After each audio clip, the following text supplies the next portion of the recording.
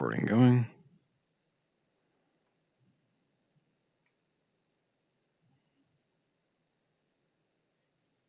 There we go. All right.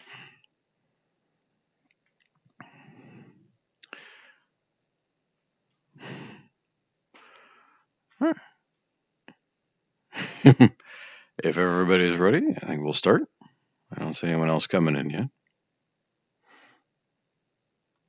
So thank you all for coming into another evening of relaxing short stories. I have two for you this evening. First one is called 10 Years of Space, as written by a K. Antonio.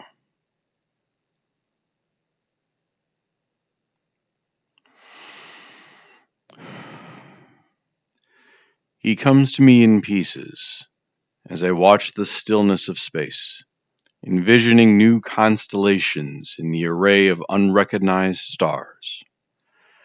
I trace the sparks of light with my finger, connecting the dots and smudging the glass as a result. How many stars do you think there are in space? I imagine him asking. Can there really be others out there as big or even bigger than the sun? I always admired his genuine curiosity, how he viewed things with a particular interest, how he saw me. He was the one that organized our sleepovers, the one that nudged me to sign up for after school activities, such as the chemistry club and robotics team. Can you build me a mechanical arm that'll change the channels on the TV remote so that I don't have to? He once asked sarcastically. How about a drone that we can use to spy inside the girls' locker room, huh? Wouldn't that be neat? When we were kids, he would give me piggyback rides and run with me through the sprinklers across watery arches with captured rainbows. We'd go back home. My mother would scold us while our shivering bodies shared a single towel.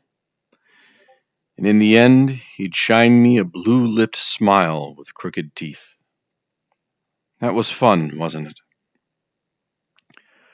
Our childhood adventures involved trips to the public pool, wet t shirts and popsicles, mucking up our fingers in the August sun. He'd take me to his baseball team's practices, and I'd watch him bat while I built rovers and complex constructs out of Legos in the bleachers. Booyah, he'd shout after a home run. I'd cheer or clap, and then he'd always gleam and say the same thing. It's going, gone. Kiss that puppy goodbye. A few years later, our tastes matured, slipping our summers into memories and substituting them for leather jackets and motorcycle rides on empty freeways. He and I would stop on the roadsides by green fields that looked blue under the night sky. We'd sit under the blanket of stars and watch the moon while dreaming up our futures after high school. I'm going to apply for a sports scholarship and get the fuck out of this town, he'd always say. How about you? I don't know, I shrugged. Maybe I'll go work with my dad as an apprentice at his accounting firm. What? Come on, man. You've got to apply for a university too. You're a freaking brainiac. I'm sure you could get into any school. Out of the bay window, I see the lunar triplets Persephone, Agilia, and Thalia dancing around what the New Worlds Association likes to call Undine, the flooded blue planet, equivalent in size to Jupiter, that I've been studying for what would be measured on planet Earth as 8 months.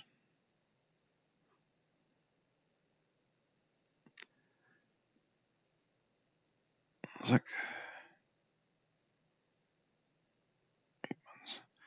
the journey to this specific star system took 4 years.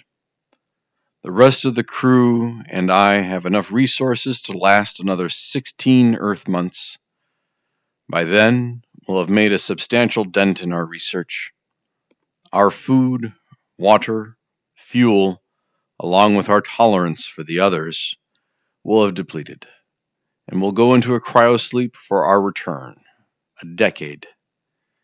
That's how long we've been apart. So you'll be asleep, frozen in a coffin for 8 years?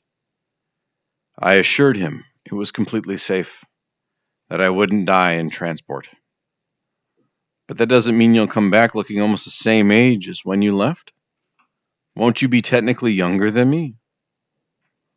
I think about his current age, and how it's already been more than 4 years, and how unfair it must have seemed to him that he'd miss me the entirety of all that elapsed time, while I would be sleeping almost all the years away, except for 2. Sometimes I wonder if he tells his other friends and his customers about me. My buddy's up in space, I imagine him saying. What's he doing up there? He's researching a new planet, someplace better than this shithole we're destroying. Undine registers an oxygen signature similar to Europa and the planet Earth. The oceanic surface covering the entire planet could host a form of phytoplankton, or an entirely new plant species capable of producing oxygen as a byproduct of their natural photosynthetic process. In other words, Undine could, in theory, host life. If I'm being honest with myself, sometimes I feel that my role on this ship isn't as relevant as the other crew members' works. That perhaps what I'm doing isn't as impacting, that it's less exciting. I'm not spacewalking or trying to merge chemical compounds under zero gravity conditions. I barely passed the physical exam, and my score on this simulation emergency program ranked me as the 5th in command if anything were to happen to our pilot or the others of my crew.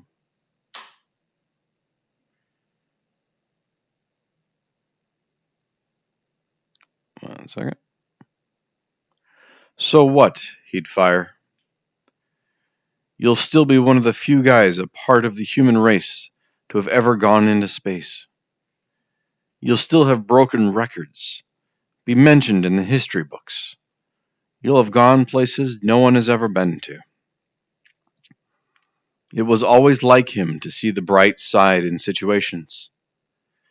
When he didn't get his full ride to college, he applied for the town's undergraduate program at the local college. Don't worry, man. I'm still going to make it back and get myself out of this place. When he couldn't juggle both his academic life and work to help his folks pay the bills, he still didn't crumble under all the pressure. I'll take a break this semester. And then on the next one, I'll go back. He never returned to school to finish his undergrad. Maybe college just isn't for me. He opted. He continued working, helping out his folks, and eventually went to and finished trade school. I'm thinking about opening up a restaurant, he told me a few years ago. What about you? What are you thinking about doing with your life, Mr. Big Shot? I'm a certified scientist. I laughed at his remark. I don't know, I answered. I guess I could teach or go for my PhD. What? But you just finished school. Now you're thinking about going back, he commented, while scratching his beard. He tugged on the bill of his baseball cap and shook his head in disapproval. You're nuts, man. Yeah, and what do you think I should do?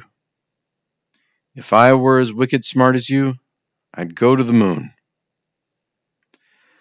Scientists are some sort of professionals that, depending on their branch of specialization, are often courted by big money tech companies and international organizations.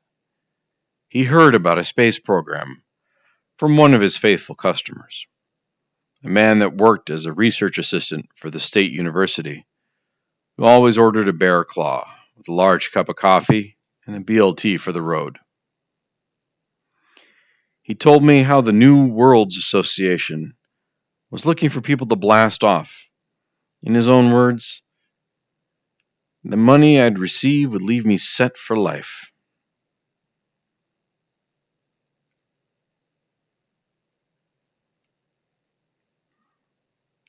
He was the one that showed me the association's website.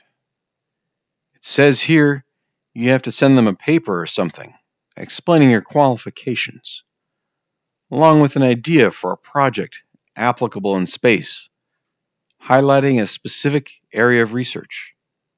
Does that sound like something you could do? Huh? I was distracted at first by the site's banner, a rocket blasting off to the moon, pointing like an arrowhead to the unknown. I think so, I answered, correcting myself. But but what if I get accepted? That's what I should have asked. But what if they don't think I'm qualified enough? What if I'm rejected? Then they're crazy, he snapped back. You're the most intelligent person I know. No way they'd reject you. I pitched him my project several times, letting him serve as my judge and jury. The idea was simple: build a compact, remote operated device that could probe the oceanic planet of Undine. Do you mean like a robotic hand? Exactly. Think of it as a hand that's also a drone, I said. A machine that could enter the planet and try and collect data on whether there are any living organisms present in the planet's aquatic terrain or not. If the scan is positive, I'll extract several samples for me and for the crew. Some of these samples can undergo analysis and testing while in space. Others can be stored in a controlled environment and transported back home with us. He stared at me for a few seconds, his eyes wide, his mouth nearly dangling from his jaw like a bell. So what do you think? I think you're going into space. The admiration in his eyes was stunning, and he had me gleaming like a young boy. Who knows? Maybe we'll even stop at the moon on our return.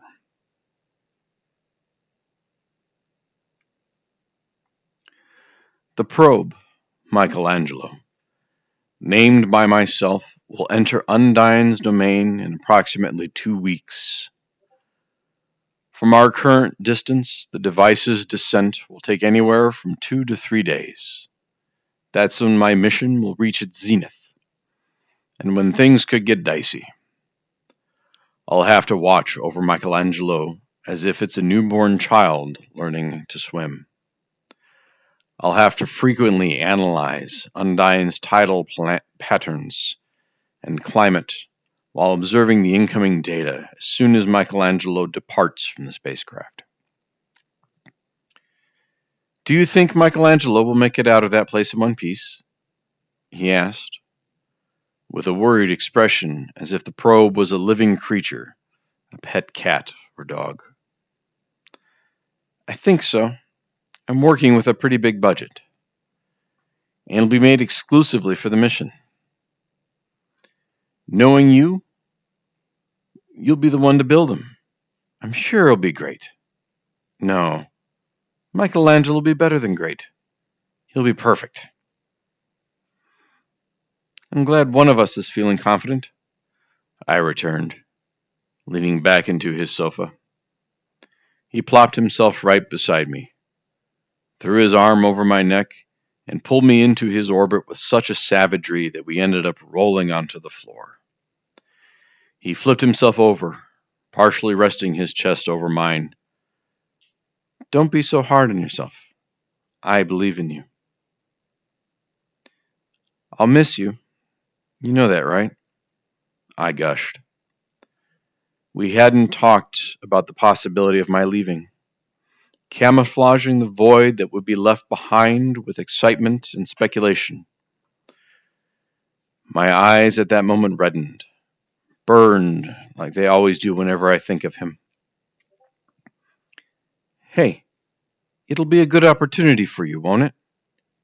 You'll be doing something you're good at, something that can really help everyone back here on Earth. On board the spaceship, there's a mechanic who's responsible for repairs and keeping the ship functioning, who sometimes also gets the chance to soar like an acrobat in the depths of space. We have a medic doing research on the proliferation of diseases under low gravity conditions. They all sound like show offs, that's what. There's also a physicist and a botanist. Our pilot's one of the few men to have traveled multiple times to the moon and Mars, as well as a skilled photographer who captured a high definition photos of cosmic dust clouds. And then there's me, a certified scientist, as he'd like to say.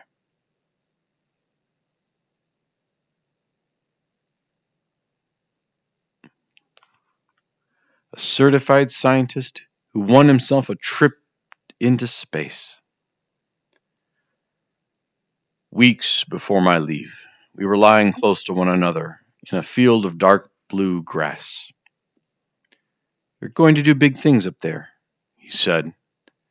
He turned and shined me his crooked smile. And when you get back, everyone's going to know your name.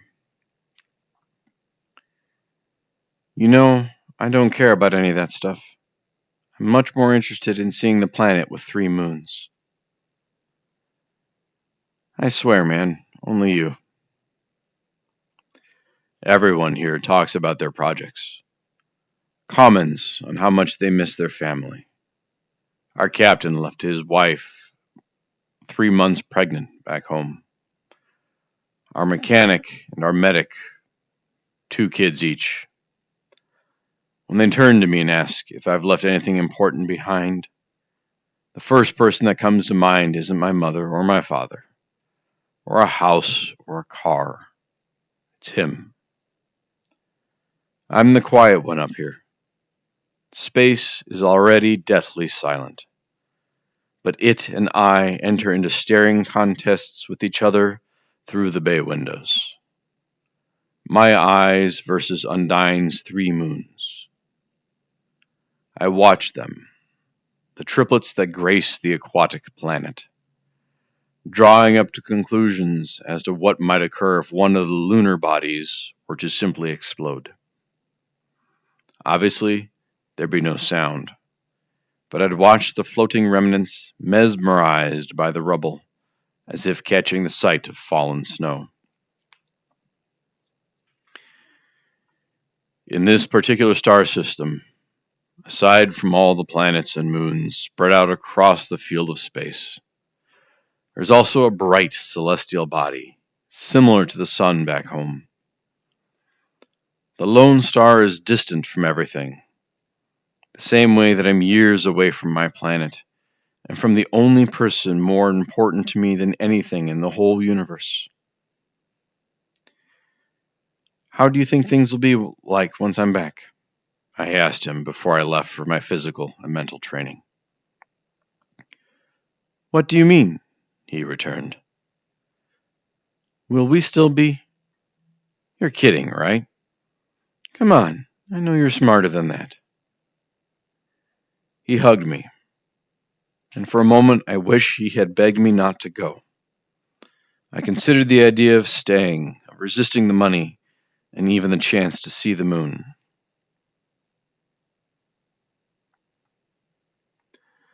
Promise me you'll be here when I get back.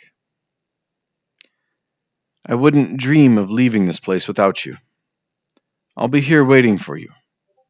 Me and this planet with nothing but a single moon. At times I question myself. What's so great about a planet that's essentially all water and almost no detectable land? and I hear him saying how we could build floating houses or architectural structures like in the Maldives. Or we can bring out a boat from Earth and just like Noah's Ark, spend our days searching the blue world for a paradise island. Who knows? Maybe we could live underwater in domes like the Atlanteans. I'll nod and chuckle to myself, say sure, as if it's all so simple. I'll picture us both on Undyne, drifting together in its never ending pool. He and I in our private world, where we'll swim in our t shirts and play with Michelangelo. Before I left, he gave me an envelope. Open it only once you're far away from Earth. It's because of what he wrote that I know I'll return. That I'll tell him everything, from what I saw to what I dreamt. I'll say how much I remembered and how much I missed him. I'll repeat the exact verse he wrote at the end of his letter. 3 words, more significant to me than Undyne and its 3 moons. That is the story 10 Years of Space, as written by K. Antonio. Take a short break so I can grab a quick drink of water. As I know there is water somewhere behind me. Yeah, can I have some? Thank you. My wife is laughing at me as I fail to get the water bottle close to my mouth. Thank you. Pretty much. That's what that is. All right. Oh, I see another person here. Howdy, Zero. Howdy, who's a friend. Did I miss anybody else that came in? Is Juliet almost done? Okay. All right. Ooh. Should not shake your head with a VR headset on. That kind of felt weird.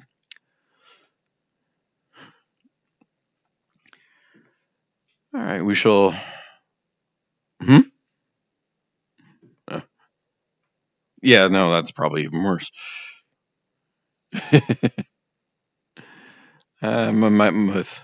With my bones, that would not end well.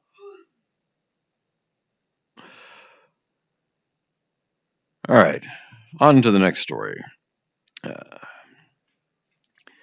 This one is simply called The Desk. It's written by Oliver Skywolf.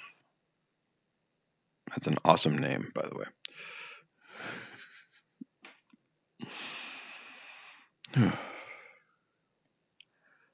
The child's bleary eyes glazed at pristine walls.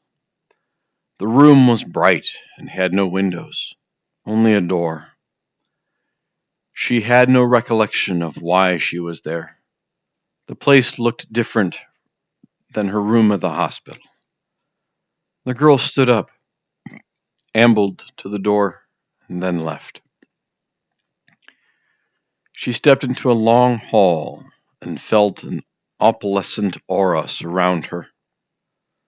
Hollow tones echoed from her footsteps as she wandered. Many doors lined the hall, but she did not bother trying to open them. Her convoluted path continued, yet she remained tranquil. She felt like this was just a dream. The girl sensed a faint voice in her head as she walked. A woman speaking, or perhaps praying. A familiar person she was used to hearing from her mother. The voice was soothing, but had a trembling weakness, fading with each step the little girl took until she could no longer hear it. After searching across halls, a clicking noise reverberated from afar, a rapid tapping of some sort. The child followed the distant sound as she drifted past more rooms, hoping that would be around to help her. The clicking became distinguishable as she ventured further. It casted a clarity and began to sound more like mechanical workings. "Hello?" the girl shouted out. The girl trailed the noise until she stumbled upon a room with an open door. The cursory beat of the clicks were coming from inside. She took a peek, nervous of what she may find. Inside, she saw a man sitting at a desk. Her eyes widened. The man's back was facing her, and it looked like he was typing. The girl took a few steps towards him, working up the courage to speak. His typing slowed down. The man turned his face towards her as he took his hands off the typewriter. He saw the girl and then frowned. "Where am I?" the girl asked. She stared at the man, examining him. She noticed how bare his room was. Only a desk, a chair, and a typewriter. She didn't know whether to feel relieved or worried. The man sighed at the sight of her. "You are not supposed to be here yet," he said. He stood from his chair and gave a look of deep thought. "I'll make sure you get back home. Now is not your time." "Time for what?" the little girl asked. "You know where I live?" "Don't worry," the man said as he sat back down and continued typing. The girl walked towards him, observing his work in progress.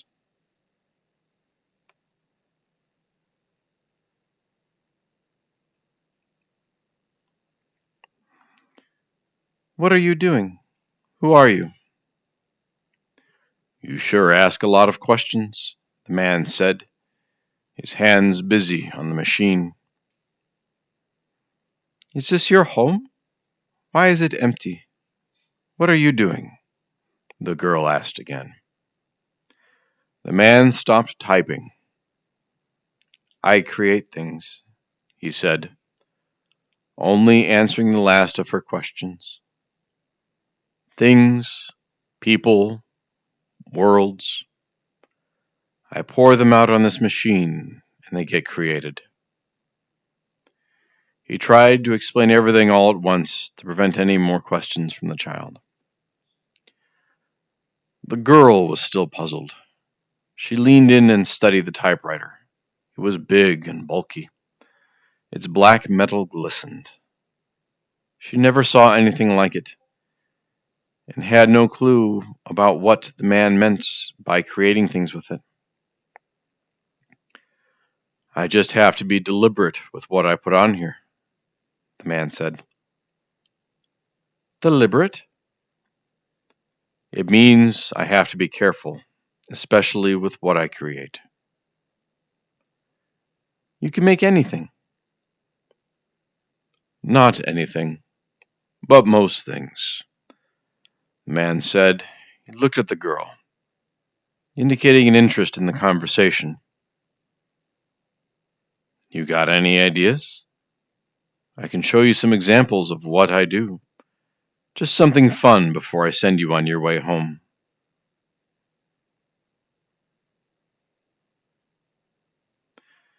The girl froze, unsure of what he meant. The man clarified. "Is there anything you'd want to see created? Anything you're interested in?"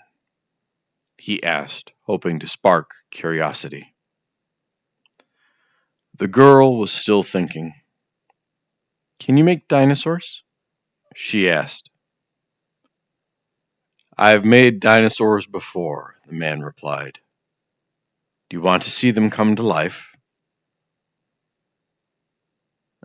Yes. The little girl's initial disorientation was replaced with newfound elation. Very well. You'll like this. The man swung back to his desk and tapped the side of his machine. The previous sheet of paper magically replaced with a new one. He hit the keys in a rapid motion.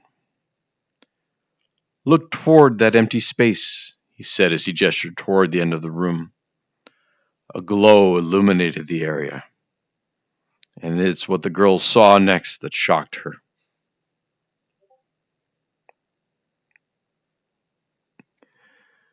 What was once a blank section in the room transformed into a portal's view of a vast world, with dinosaurs roaming a lush land.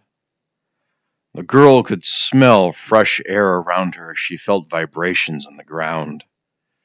She witnessed prehistoric giants dominating a world created by the man typing beside her. What do you think? He asked. The man halted his session as the girl was captivated by what she saw. You really made them alive? Yes, that's what I do, he said. I create life. The man smiled. Anything else you'd like to see? For the next several minutes, he showed the girl more glimpses of his creations. He gave her more shots at bringing her ideas to life. In just a short amount of time, she called out many scenarios and concepts that her imagination could come up with, and the man created it for her. Among these worlds, the girl's mind lit up in bunches, no longer worried or scared for a moment, just as kids are when their dreams take them to fantasy lands. It was a joy for the girl, and a pleasant break from the man's monotonous schedule. However, it wasn't long enough until the girl mentioned something that put a stop to the creations. The girl had one more big request for the man. How about we make a world where everyone is happy? She said with excitement. The man paused and looked grim. He touched the coldness of his typewriter and expressed a wishful look on his face. The girl stared, confused with his discomforted expression. Unfortunately, that is not one of the few things I can make happen, the man said. He looked at her with empty eyes. Why not? You made all the other stuff. The girl looked at the empty space, expecting transportation into a new world, but the man didn't type. The blankness remained. I've tried many times, he explained. Whenever I create people with a goal for all to be happy, something mysterious causes some individuals and groups to change. Mysterious? The girl asked. There seems to be something out of my control that causes bad things to happen, the man replied. He backed his chairs from the desk and closed his eyes as he ruminated. It's not fair. The girl was disappointed. I thought you create everything, she said. The room felt hollow, and the girl began to notice subtle echoes when she spoke. I create as many good things as I can, but bad things still find their way in. The man looked at the girl and hesitated before explaining further. Sometimes I think there's someone just like me out there, doing the same as I, except with malicious intent. Wherever it is, it sleeps into my words, regardless of how perfect I try to make them. Is that why my mom and dad warn me about bad people? The girl asked, remembering her parents. Her mind was falling back to reality, thinking of how much her family was missing her right now, wherever they were. Yes, your world has its dangers and its negatives, the man said. You must always be careful. But remember, there's also a lot of wonder and beauty and miraculous moments around you as well. The lens in which you see your world will determine how you live your life. Lens? Like a camera? The girl asked.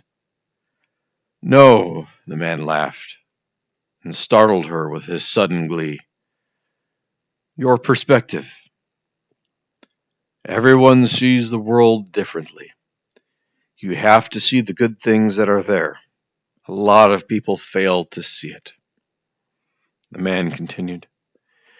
Even when bad things happen, always think of the positives.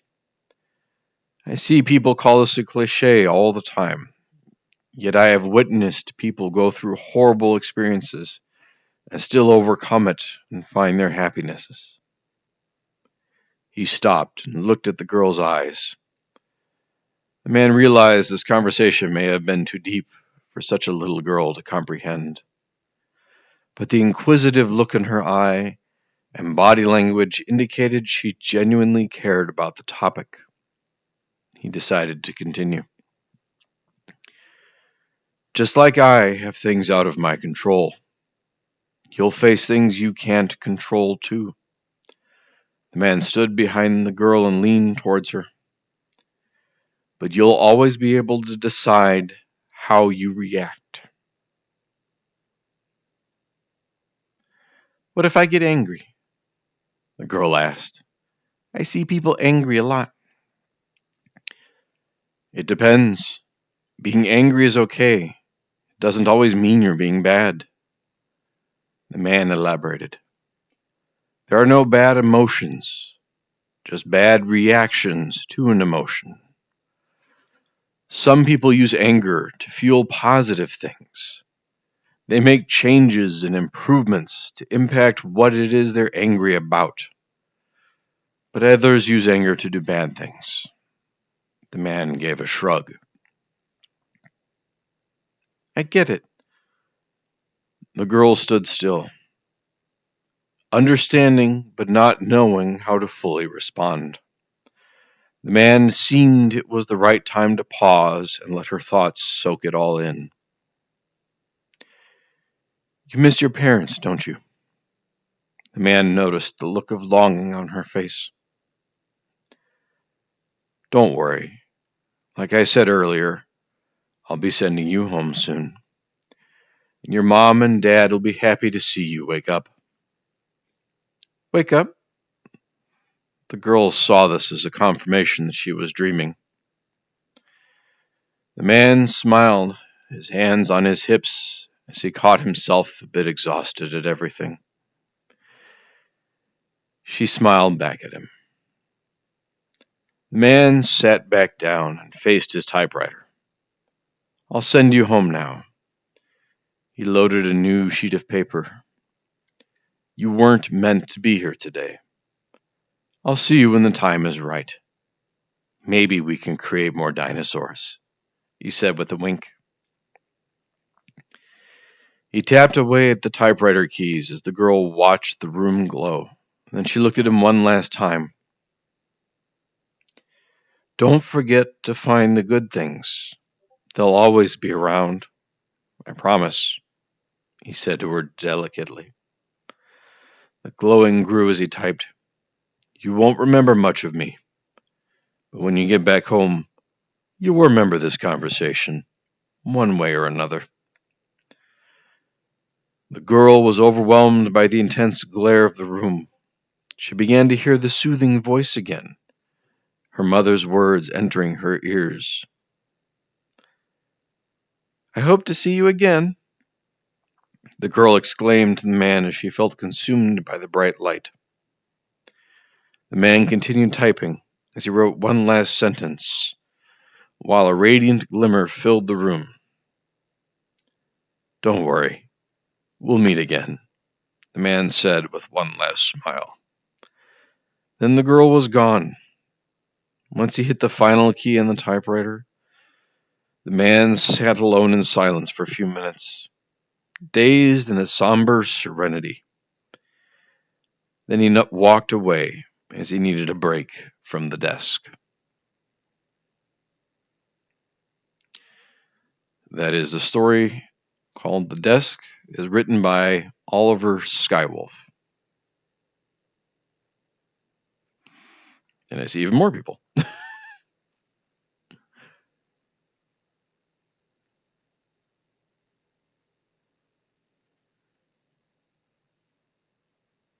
No. The stories are over. I wanted to say thank you all for coming out and enjoying. Hopefully they were soothing and relaxing for all, as is the intent. Stop recording.